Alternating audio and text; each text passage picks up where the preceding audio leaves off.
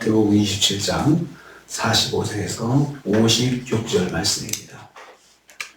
마태복음 27장 45절에서 56절 한 절씩 교독합니다. 제가 먼저 읽습니다. 제6시로부터 온 땅에 어둠이 임하여 제9시까지 계속되더니 제9시쯤에 예수께서 크게 하시되 엘리 엘리 라마 사박다니 하시니 이는 곧 나의 하나님 어찌하여 나를 버리셨나이까 하는 뜻이다. 거기서 어떤 자 중 어떤 이들이 듣고 이르되 이 사람이 엘리야를 부른다 하고 그 중에 한 사람이 신포도주 역시요 갈대에 꿰어 마시고 이르되 그 남은 사람들이 이르되 강한두라 엘리야가 와서 그를 구원하나 보자 하더라.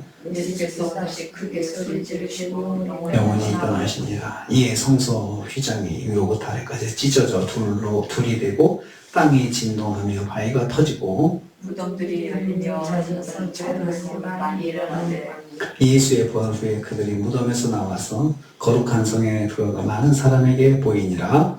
장과 함께 예수를 지키던 자들이 지진과 그 일어난 일들을 보고 심히 두려워 이르되 이는 진실로 하나님의 아들이었도다 하더라. 예수를 섬기며 갈릴리로부터 따라온 많은 여자가 거기 있어 멀리서 바라보고 있으니 그중에 막달라 마리아와 또 야고보와 요셉의 어머니 마리아와 또 세베대 아들들의 어머니도 있더라. 아멘. 아멘. 오늘은 예수님의 고난의 장면 5번째입니다. 예수님의 죽으심입니다. 이 장면은 예수님의 육체와 자아가 완전히 죽는 고통스러운 장면입니다. 십자가의 고난을 넘어 죽음의 자리까지 옮겨주신 것입니다. 그 정도면 만족할 수 있다고 말할 수 있었습니다. 그 정도 고난 받으셨으면 그걸로 되지 않았을까? 그 정도의 극한 고난을 받았으면 우리를 대신해서 우리의 죄값으로 그 정도로 징계를 받으셨으면 되지 않았나 할 수 있습니다. 하지만 하나님은 거기서 더 나아가 완전한 죽음으로 예수님을 던지셨습니다. 아버지 하나님께서 아들 예수님을 인류 구원을 위해서 죽음의 자리까지 이르게 하신 것입니다. 그래서 십자가 고난의 절정은 바로 죽음이라 할 수 있습니다. 50절 말씀 보겠습니다. 예수께서 다시 크게 소리 지르시고 영원히 떠나시니라 이렇게 되고 있습니다. 예수께서 영원히 떠나시니라는 말씀을 원어대로 직역해서 다시 번역하면 이렇습니다. 그가 그 영혼을 자기 자신에게로부터 보냈다 이렇게 되어 있습니다. 그러니까 예수님께서 영혼을 보내신 거죠. 영혼을 보내신 거지 예수님께서 죽임을 당하신 것이 아니고 예수님께서 스스로 결정을 하신 것입니다. 예수께서 자발적 자기 의지로 자신의 영혼을 포기하셨다는 말씀입니다. 예수님의 죽음은 보통 사람들이 자기 죄로 인해서 반드시 죽임을 당할 수밖에 없어서 죽는 죽음과는 구별된다는 뜻입니다.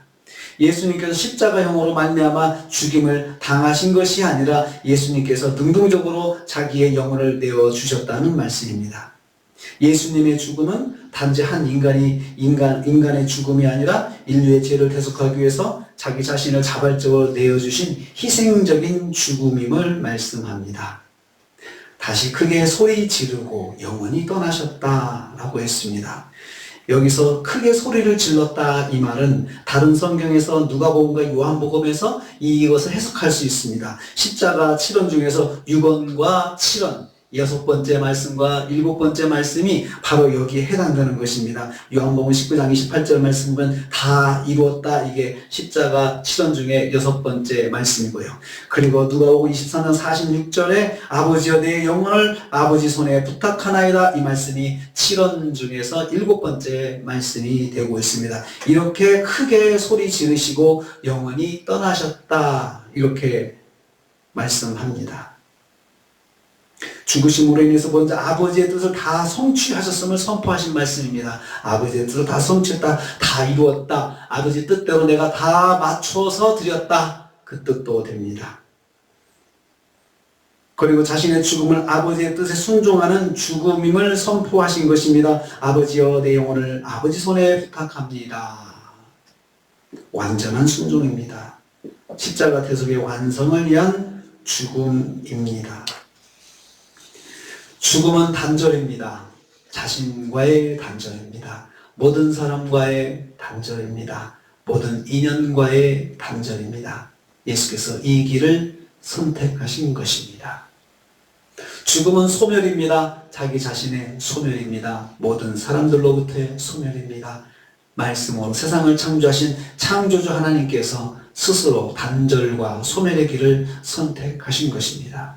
인류 구원을 위해서 자신의 생명을 대속의 제물로 내놓으신 것입니다. 출애굽 때 모든 이스라엘을 살리기 위해서 희생된 유월절 어린 양처럼 대속의 죽음을 맞이하신 것입니다. 속죄 제물이 되신 것입니다. 하지만 그 길은 매우 고통스러운 길이었습니다. 끝까지 죽음을 선택하신 자신을 희생하는 길을 선택하셨지만 그것도 하나님께서 조금도 봐주지 않으시고 그냥 그 고통을 그대로 느끼면서 그 길을 가게 하신 것입니다. 46절입니다. 엘리 엘리 라마 사박다니. 뼈가 꺾이고 갈라지고 살이 찢어지는 육신의 고통과 버림받음 같은 마음의 고통이 파고드는 길임을 알 수 있습니다. 보통 사람도 보는 사람도 그 고통의 모습이 안타까워서 신포도주를 마셔주면서 동정하는 그런 행동을 합니다. 좀 고통을 조금이라도 덜게 해주자. 너무나도 못 보겠다. 그렇게 했지만 아버지의 뜻을 이루기 위해서 순종하신 죽음의 길이었지만 죽기 직전까지 말로 표현할 수 없는 육체적 정신적 고통을 감당해야 했습니다. 십자가는 이런 자리입니다. 아버지 뜻에 순종하더라도 변함없이 조금도 봐주지 아니하시고 고통과 순종의 희생이 있는 자리입니다. 아버지 뜻을 이루기 위해 단절의 죽음을 피하지 않고 온몸으로 감당하는 자리가 십자가의 자리입니다. 생명구원의 역사를 이루기 위해서 육신이 찢어져 망가지고 영혼을 주님께 맡기는 결단이 있어야 하는 자리가 바로 십자가의 자리입니다. 그래야 구원의 역사를 이룰 수가 있습니다. 요한복음 12장 24절에서는 이렇게 말씀합니다. 내가 진실로 너에게 이르노니 예수님께서 하신 말씀입니다. 한 알의 밀이 땅에 떨어져 죽지 아니하면 한 알 그대로 있고 죽으면 많은 열매를 맺느니라. 주님께서 생전에 제자들이 가르쳐 주신 말씀대로 자신의 생명을 내어주셨음을 알 수 있습니다. 이것이 주님이 당하신 고난의 5번째 장면입니다. 주님은 인류 구원을 위해 죽음의 절망을 결단하셨습니다. 우리 한 생명을 구원하는 그 구원의 길도 바로 그것입니다. 내가 저 영혼을 구원하기 위해서 죽음 같은 절망도 품고 감당해야 한다는 것입니다. 그래야 한 영혼이 살아날 수가 있다는 것입니다. 우리 주님께서 그렇게 하셔서 우리가 생명을 얻었습니다. 오늘의 기도 제목은 이것입니다. 우리도 한 생명을 구원하기 위해 죽음 같은 절망도 품고 감당하게 하옵소서. 주님께서 그 길을 오늘 가셨습니다. 십자가의 자리, 죽음의 자리까지 선택하시고 결정하셨습니다. 예수님이 죽으셔서 희생이 되셔서 우리를 구원하시기 위한 길을 주님께서 가신 것입니다. 오늘 최종적으로는 정말 한 생명의 구원을 위해서는 여기까지도 감당해야 되는구나 라는 것을 깨닫게 되는 새벽입니다. 죽음의 자리까지도 죽음 같은 절망도 품고 감당하게 하옵소서. 이렇게 기도하는 오늘 내시기를 주님의 이름으로 축복합니다. 주님 감사합니다. 엘리 라마 사박다니. 감당할 수 없는 고통의 절망과 좌절의 그런 외침 속에서도 끝나지 않고 결국은 죽음의 자리까지도 주님께서 결정하시고 그 자리로 들어가셨습니다.